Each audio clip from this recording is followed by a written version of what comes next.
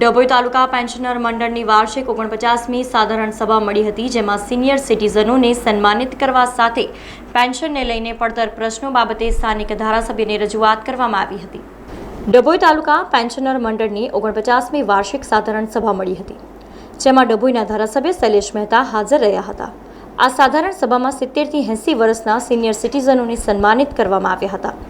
ત્યારબાદ તાલુકા પેન્શનર પ્રમુખ ઠાકોરભાઈ પટેલ દ્વારા ધારાસભ્ય શૈલેષ મહેતાને પેન્શનરોના પડતર પ્રશ્નો જે સરકારમાં છે તે અંગે રજૂઆત કરવામાં આવી હતી, જેમાં ખાસ કરીને પરિપત્ર મુજબ બસ, રેલવે, હવાઈમાં જે ડિસ્કાઉન્ટ પહેલાં મળતું હતું જે સરકાર આપતી નથી, તે ઉપરાંત બીજા અન્ય પ્રશ્નોની ચર્ચા કરવામાં આવી હતી।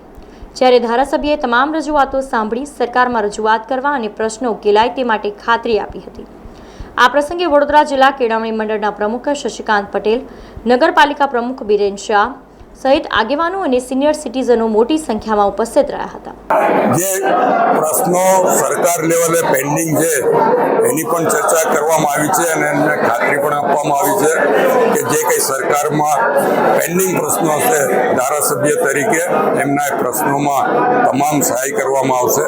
એમના જે જૂના પરિપત્રો હતા, જે એમને બસમાં, રેલવેમાં કે હવાઈ મુસાફરીમાં ડિસ્કાઉન્ટ મળતું હતું, એ ડિસ્કાઉન્ટના પરિપત્રોનો અમલ હમણાં થતો નથી, તો એ બાબતની પણ જાંચ કરીને એ પણ ફરીવાર કેવી રીતે અમલમાં આવે એની કાર્યવાહી કરવામાં આવશે। અને આજે ઠાકોરભાઈ અને એમની ટીમે જે અહીંયા બોલાવી સન્માન કર્યું છે એ બદલ તમામનો આભાર માનું છું અને સિનિયર સિટીઝનોના જે આશીર્વાદ અમને પ્રાપ્ત થયા છે એ બદલ તમામ સિનિયર સિટીઝનોને વંદન કરું છું। સમાચારોના સતત અપડેટ માટે TNN ન્યૂઝને YouTube પર સબસ્ક્રાઇબ કરી બેલ આઇકોન પ્રેસ કરો અને અમારી સાથે જોડાયેલા રહો Facebook, Instagram અને Twitter ઉપર।